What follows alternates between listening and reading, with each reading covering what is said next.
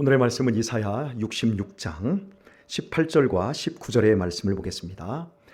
내가 그들의 소유와 사상을 나누라. 때가 이르면 열방과 열족을 모으리니 그들이 와서 나의 영광을 볼 것이며 내가 그들 중에 징조를 세워서 그들 중 도피한 자를 열방 곧 다시스와 뿔과 활을 당기는 룻과 및 두발과 야완과 또 나의 명성을 듣지도 못하고 나의 영광을 보지도 못한 먼 섬들로 보내리니 그들이 나의 영광을 열방에 선포하리라. 아멘. 하나님의 영광은 사람을 살리는 것입니다. 당신의 자녀들로 회복시키셔서 사랑해 주시는 겁니다. 그렇게 회복된 당신의 백성들과 깊이 교제하는 것, 그것이 하나님의 뜻입니다. 또한 그런 상태에 이르를 때 그것을 하나님은 영광이라고 말씀합니다.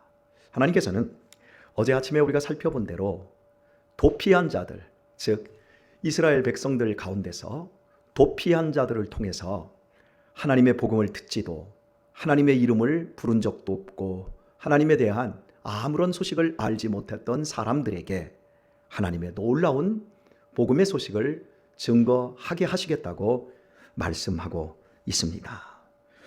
도피한 자들, 즉 예루살렘 땅에서 쫓겨나서 지중해 일대에 흩어져 버린 디아스포라, 유대인 교포들을 의미합니다. 그들이 때가 되면 하나님의 복음을 전하는 자, 도피한 현장에서 복음을 전하는 자들이 될 것이라고 말씀한 겁니다. 도피할 만큼 인생이 괴롭습니다. 가진 것이 없습니다. 늘 나그네처럼 주류 세력들에 의해서 힘겹게 삶을 영위해야 하는 현장입니다. 그런데 그들이 살아계신 하나님의 복음을 증거하여 믿지 않던 하나님을 모르던 사람들이 하나님의 영광 안으로 돌아오게 될 것이라고 약속하고 있는 말씀입니다. 대체 이 세상의 주류 세력도 하지 못하는 것을 도피한 자들이 그 일을 어떻게 할 수 있겠습니까? 예수님이 이 땅에 오시고 나서 복음이 증거되는 그 경로를 살펴보게 되어지면 부자들에게, 바리새인들이나 서기관들, 그리고 헤롯 당들, 사두개인들에게 복음이 증거된 것이 아니라 가난하고 눌려있고 죄인으로 정죄된 사람들이 복음을 믿습니다. 그리고 그들이 복음을 증거하게 되어집니다. 바울 사도를 통해서 사도행전에 나타난 복음의 진격의 역사를 살펴보면 더욱더 극명하게 오늘의 말씀이 보여지고 있습니다. 흩어진 유대인들이 그 공동체가 형성이 되어지고 그 지중해 일대에 유대인 그 공동체들 안에 회당이라고 하는 하나님의 말씀을 연구하고 또 말씀을 증거하고 또 주일이면 예배하는 그런 공간이 있었습니다. 바울이 바로 그 공간에서 회당을 빌려 예수 그리스도의 복음을 증거하였고 회당에 있는 사람들이 예수님을 믿게 되었고 또 그들이 나가서 복음을 전하고 이런 식으로 바울 사도의 선교 행전이 이어지는 것을 볼 수 있습니다. 도피한 자들에 의해서 복음이 증거된다 그랬는데 오늘 본문에서 19절에서 우리들이 놓치지 않아야 될 말씀이 19절 초반절에 있습니다. 내가 그들 중에 징조를 세워서, 징조입니다.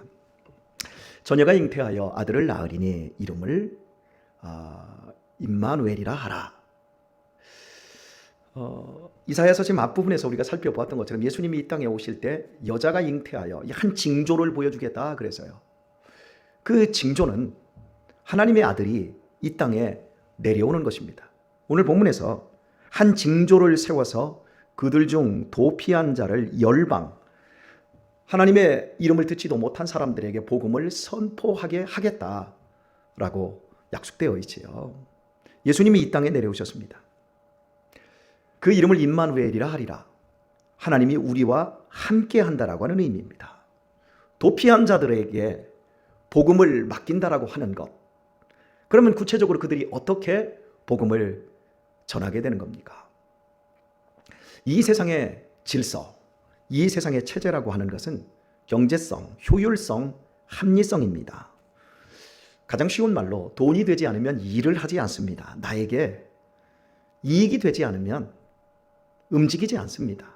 같은 일을 하더라도 꼭 먹고 알 먹는 식의 효율성이 있어야 합니다.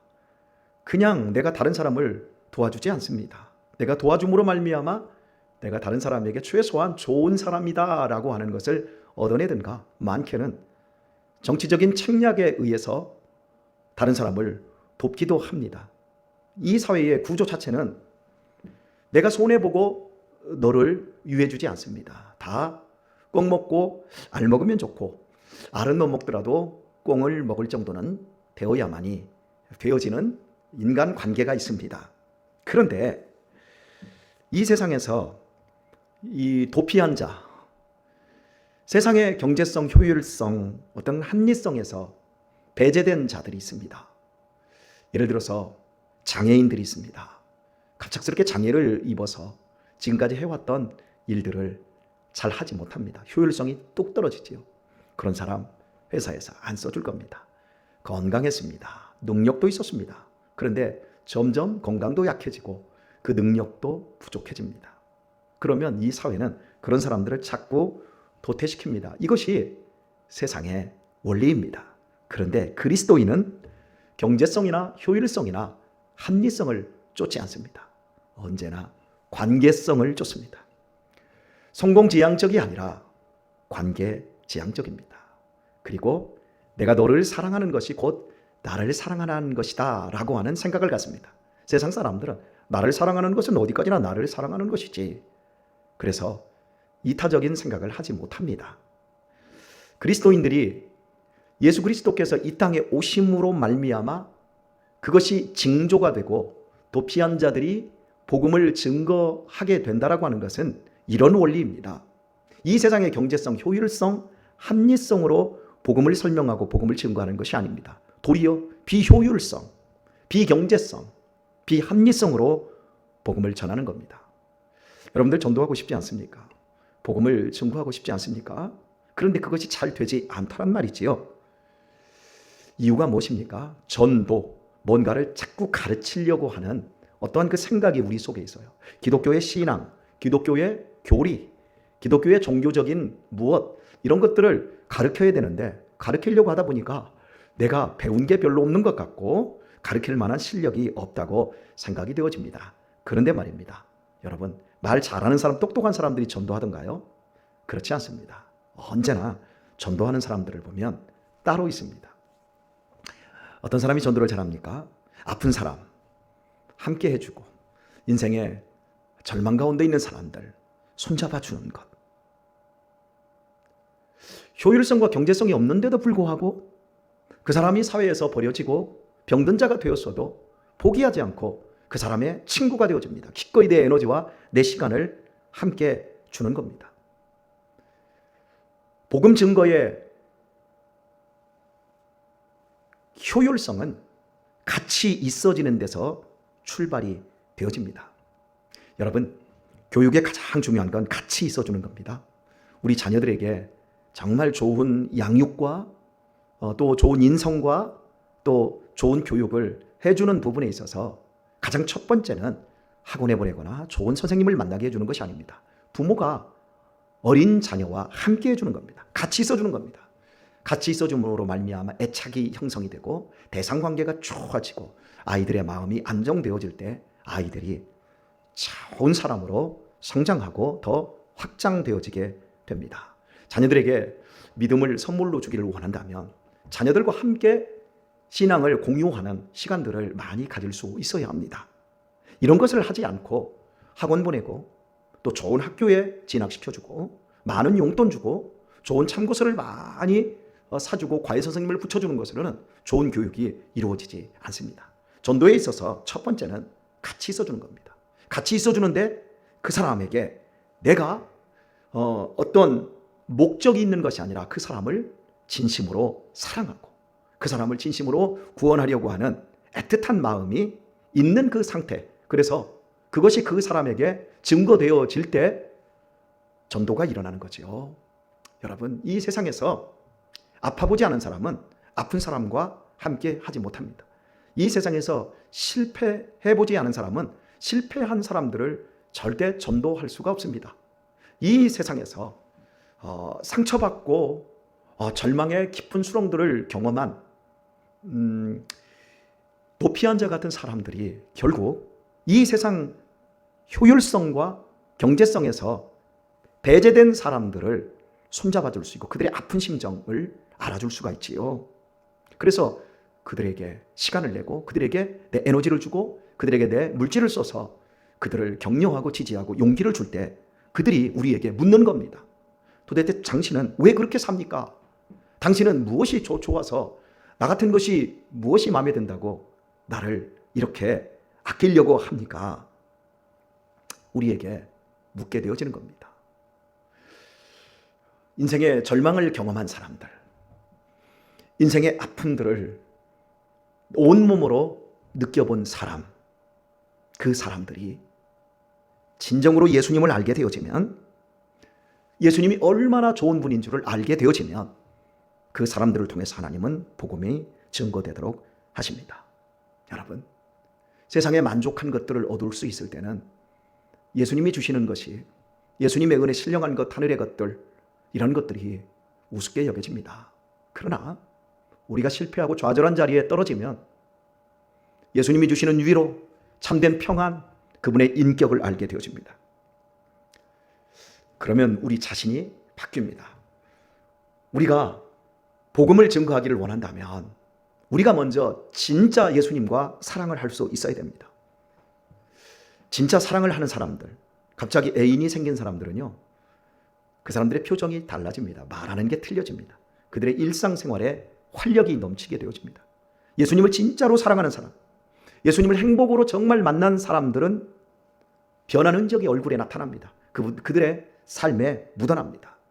그래서 예수님이 우리와 함께 하시기 위해서 저 하늘에서 인카네이션, 즉 인간의 몸으로 이 땅에 오신 것, 그것이 도피한 자들을 통해서 복음을 전파되게 하는 징조가 되는 것처럼 오늘 우리가 인생의 절망과 인생의 아픔들을 경험하고 내 안에 예수님을 인격적으로 만나게 되었을 때, 그때부터 우리는 전도할 수 있는 사람들로 바뀌어지게 되어지는 거지요.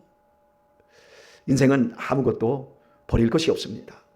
오늘 내 인생 속에서 모든 것이 잘 되어지고 있습니까? 교만하면 안 됩니다. 그런 모든 것을 가지고 세상 사람들과 다른 비효율성, 비경제성, 비합리적인 것이라 할지라도 그걸 통해서 이 세상 질서를 넘는, 이 세상 질서가 감당 못할 하나님의 사람으로 아름답게 살아야 됩니다. 나의 에너지, 나의 시간, 나의 물질, 이런 것들을 세상 사람들을 섬기고 구원하는 일에 사용되어질 때 당신은 왜 돈 가지고 당신을 치부하지 않습니까? 라고 그들이 물을 수 있고 궁금증을 가질 수 있어야 됩니다. 전도는 궁극적으로 그들이 먼저 우리에게 물어봐야 돼요. 그들이 먼저 우리의 사는 모습을 보고 궁금해할 수 있어야 돼요.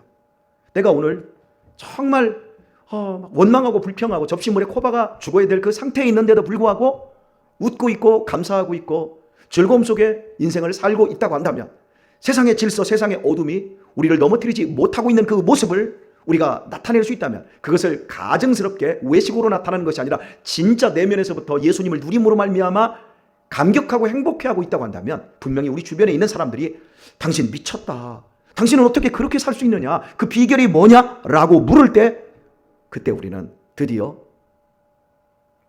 도피한 자로서 그들에게 하나님의 명성을, 복음의 영광을 증거할 수가 있는 것입니다. 오늘의 말씀을 맺겠습니다.